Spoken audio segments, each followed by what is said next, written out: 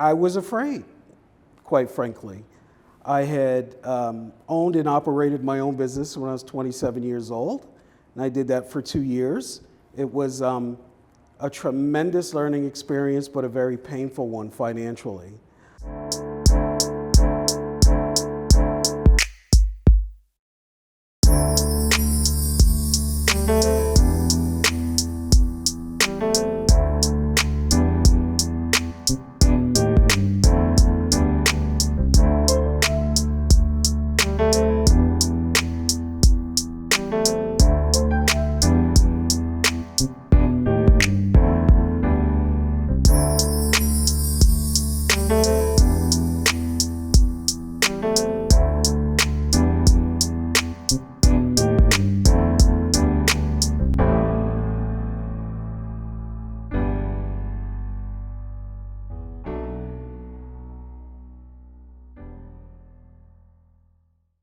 Hello, and welcome to the Foxworth Theory. I am your host, Eugenia Foxworth. Thank you for joining us.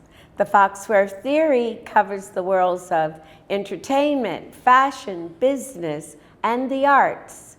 We speak with the leaders, movers, and shakers of their field on location, allowing them to tell their stories here. This week, our guest is Penda Howell, founder and publisher of the New Jersey Urban News. It is a media outlet dedicated to covering New Jersey's burgeoning African American community. This segment of the Foxworth Theory is sponsored by 12-3 Productions. The film False Pretenses is now available for download, purchase, and streaming. Go to www.falsepretensesthemovie.com for more information. And also, we are sponsored by Batista Collections, the home for fine and elegant knit fashions and designs. Go to www.batistacollections.com to see more. Penda, welcome to the show. Thank you for having me. It's a pleasure to be here. Mine as well. You're a media professional with your 25 years of experience, primarily on the business side of print and digital. What drew you to media as your passionate choice? I think one of the first things that drew me to media was the power of words. I'm somebody that's just infinitely inquisitive about all things. And as a little boy, I would always sit and watch my dad read the newspaper at night at dinner and then on Sunday. And it's something that was just ingrained in me from a very young age. Well, they say it begins at home. And people don't realize that now. Now, for most of your career, you served in areas of advertising, circulation, and distribution. You even spent years at the New York Amsterdam News, one of the leading Black publications. How were you able to influence your brand of direction? Well, before the Amsterdam News, I really have to go back to when I started in the media business. And that was with a company in New Jersey called North Jersey Media Group. And they publish 2 daily papers and 52 weekly newspapers. So I came to the newspaper business a little later in life. I like to say that I had sort of a career prior to coming to media. I used to own my own restaurant. And then prior to that, I worked for a number of years for a luxury floor covering company that sold handmade Oriental rugs and that sort of stuff. So I had a bit of professional business experience prior to coming to media. And what drove me to it is there was a transition for me personally, when I sold the business and was going back into the workforce, I wanted to do something that would allow me to apply sort of the business experience that I learned from owning and operating my own business, while at the same time having an opportunity to network and fellowship with people of all walks of life. The media business was always interesting to me, and although I didn't study it in school, there was an opportunity that was presented at the firm that would allow me to, sort of apply my business expertise on what I learned from owning my own business, while at the same time learning the business and helping to manage a department there. So that's how I got into the media business.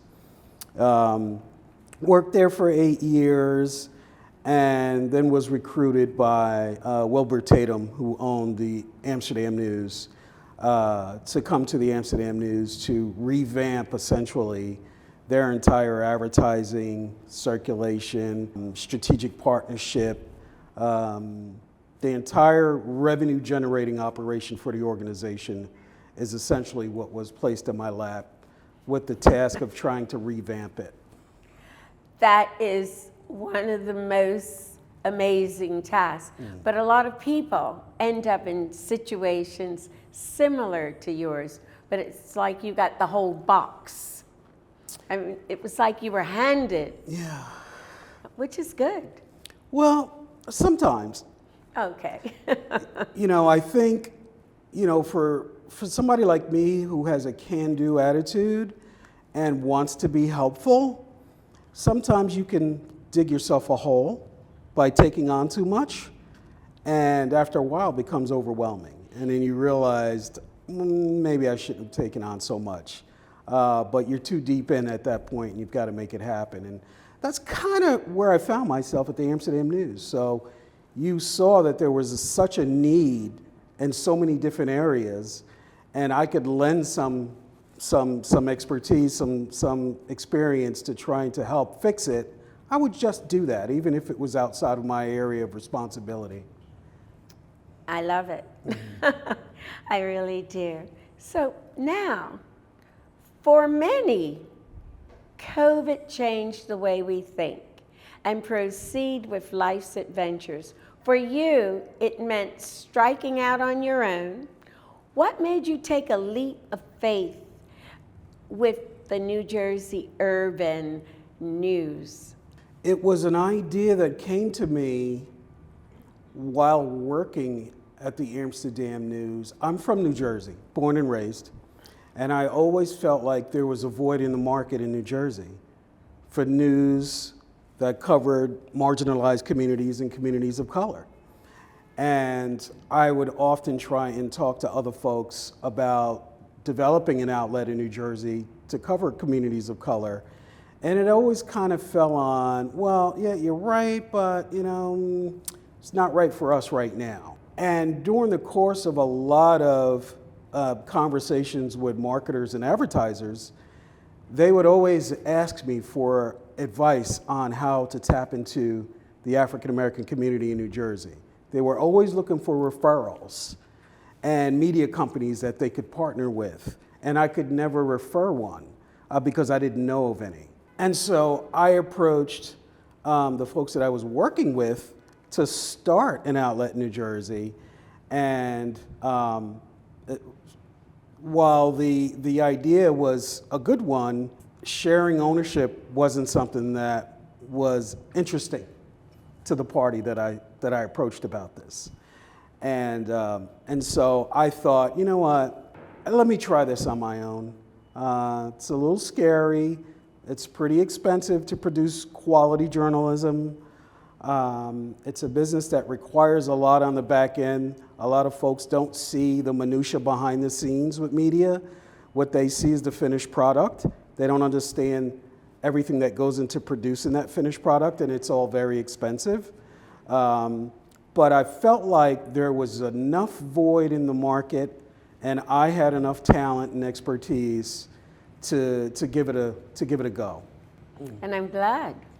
Thank you. Now, you had previously approached, as you said, you were previously approached by others to form your own media company, yet you hesitated. Do you have any regrets about not starting sooner?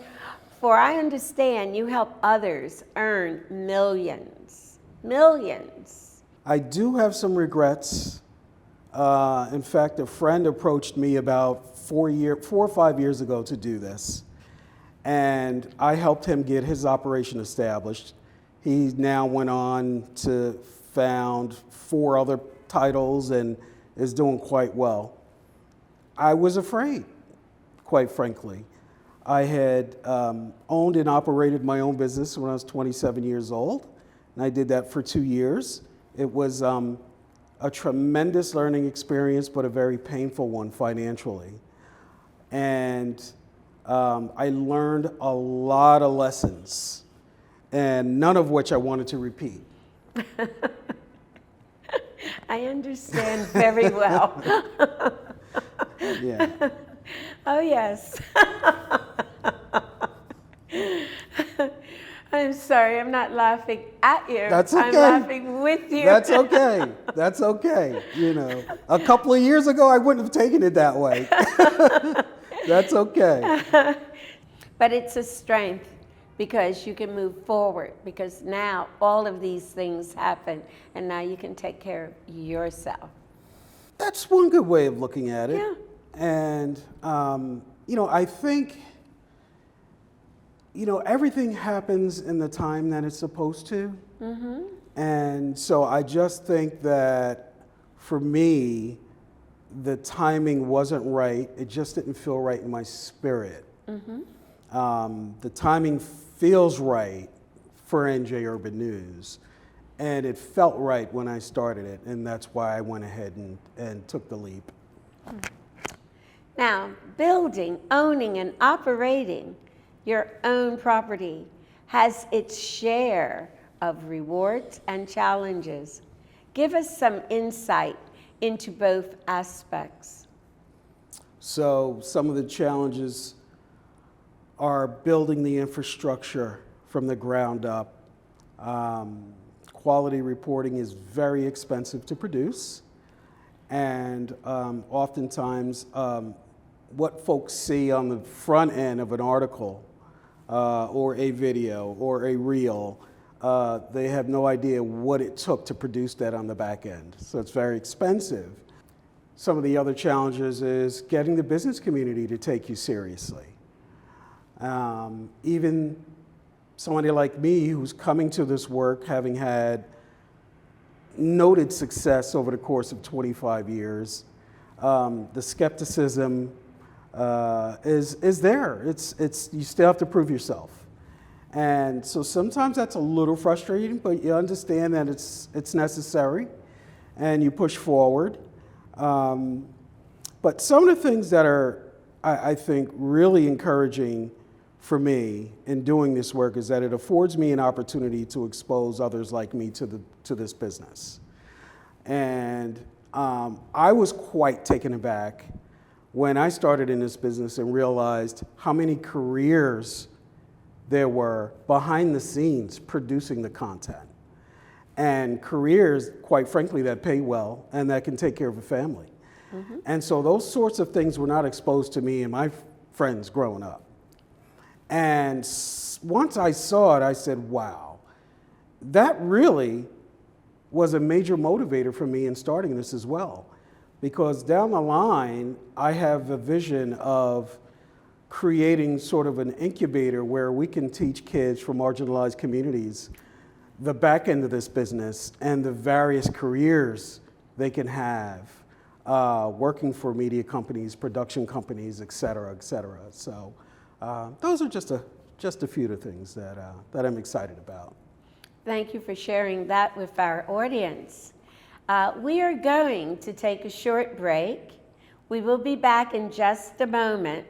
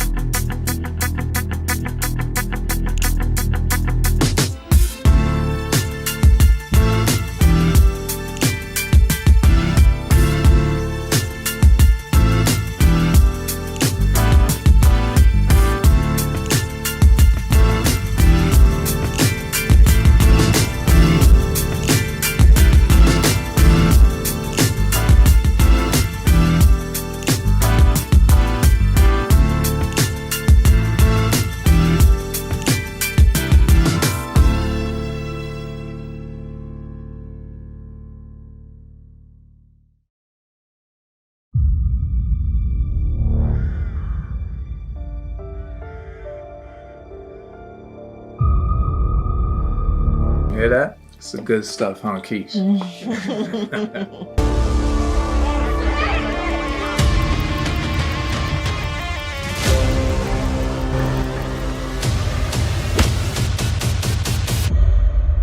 We gonna get to the bottom of this shit tonight. Welcome back. We are here with Penda Howell, founder and publisher of the New Jersey Urban News. So let's talk a little more about this exciting new venture. So NJ Urban News is about 4 years in the making. I actually started working on this about 4 years ago as a side personal project. And I started by developing a website and engaging with a website designer and a digital editor part-time.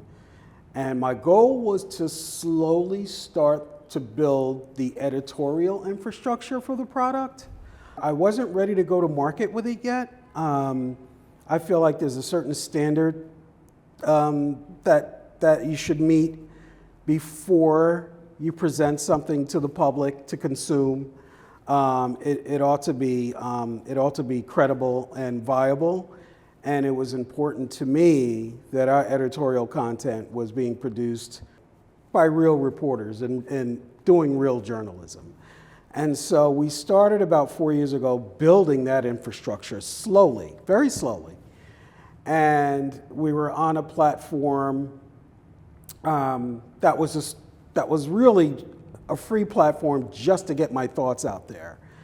And as I started to revise and refine what I felt like this business should look like, we then converted over to a media platform and started to further build out the editorial infrastructure of the company with the goal of taking it live at the end of 2020.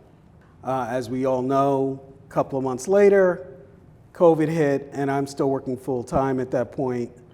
We're all relegated to working from our homes, and that did a couple of things for me. It gave me an opportunity to exhale after 17 and a half, 18 years of just nonstop work, right? 24 hours a day, 7 days a week. It allowed me to put my life in perspective and my priorities in order. And I realized that life is really too short, and it's time now, it feels right for us to introduce this to the market. And so I resigned from my company and took on a bunch of consulting work for other newspaper companies across the country, helping them develop and expand their digital advertising infrastructure.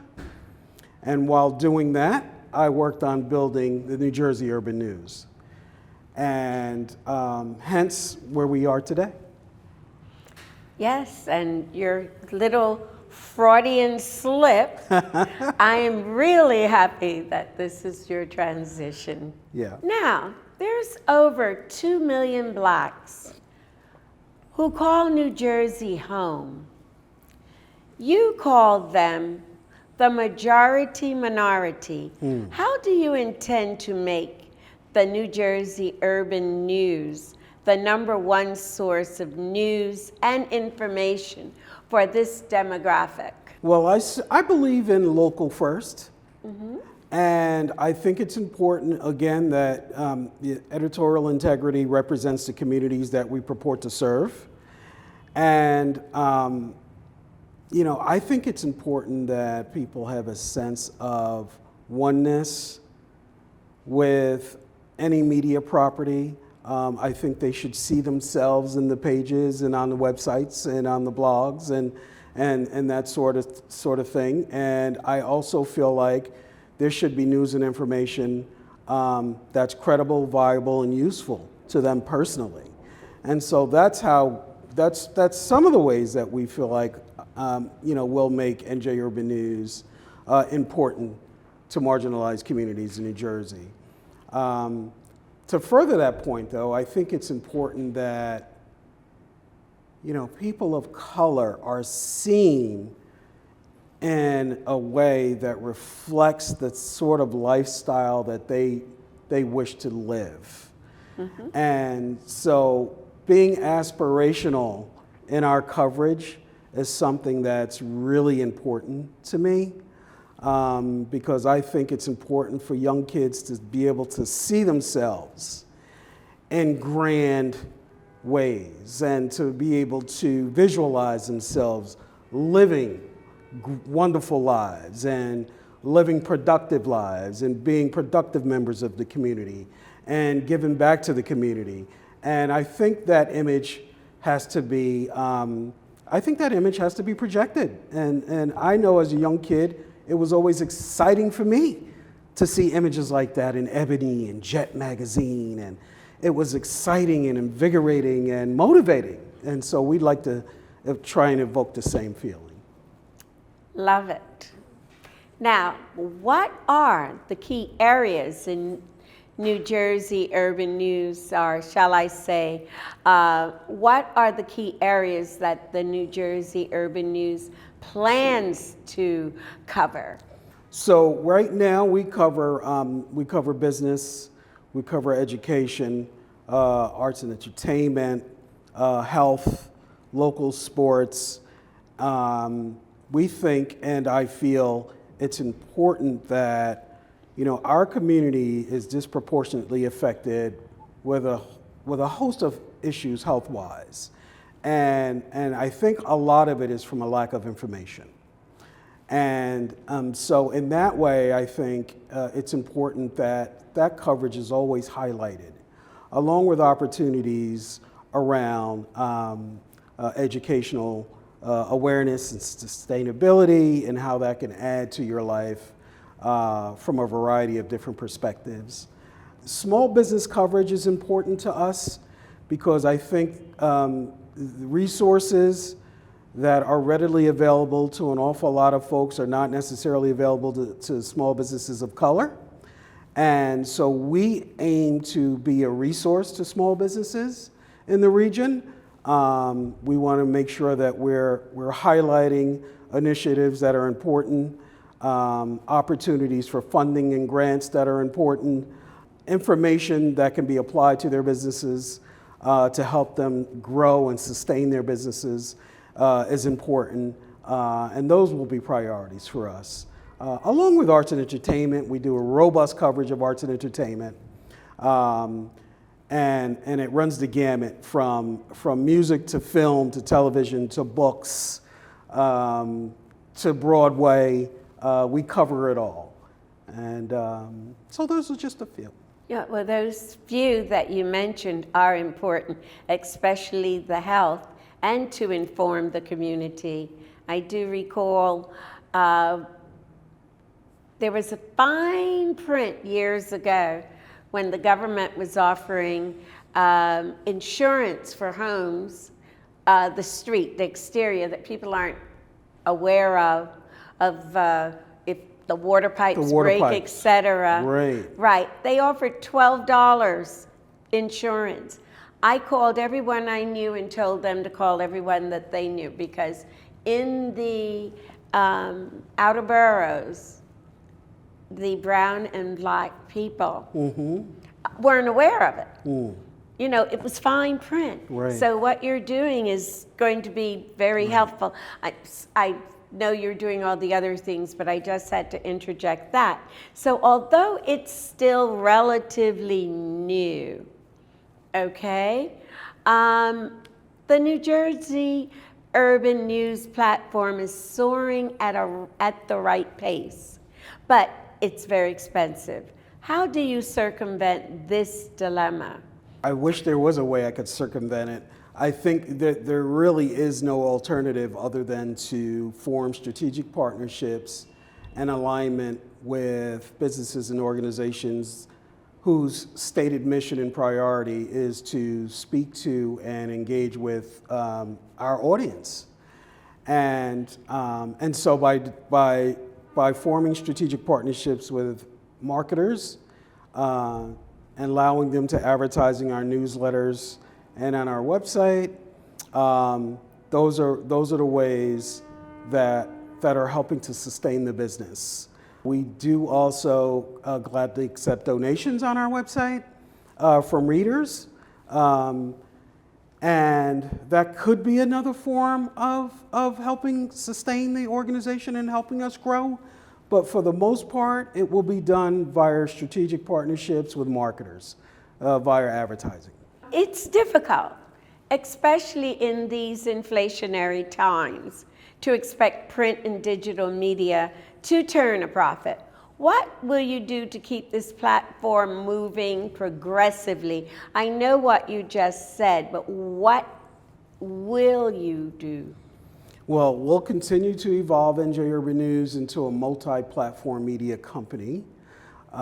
We have plans to develop blogs. We have plans to develop podcasts. We have a fairly robust social media presence. Our communities over-engage with newsletters, and that is a priority of ours. We produce 3 topical newsletters a week now.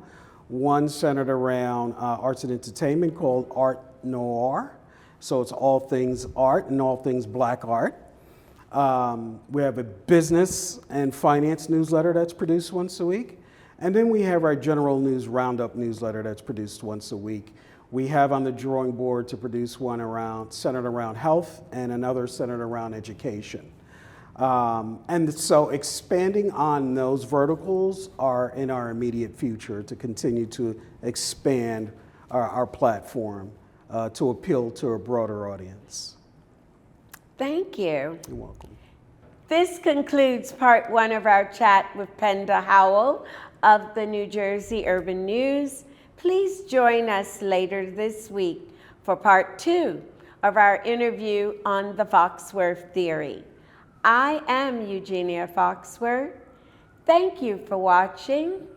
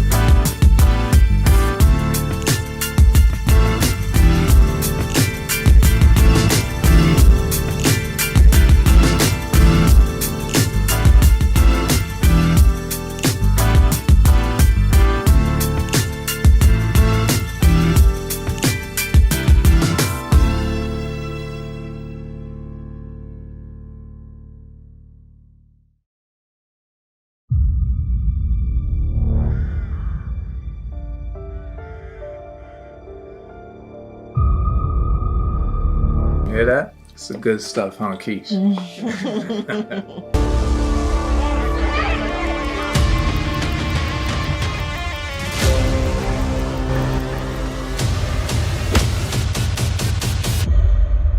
We gonna get to the bottom of this shit tonight. Hi, this is Eugenia Foxworth. Thank you so much for tuning into the Foxworth Theory. We are celebrating going into our 3rd season. Can you believe that? We are opening our doors to sponsorships for the Foxworth Theory. For more information, go to thefoxworththeory.com or email us at pr@thefoxworththeory.com. Thank you.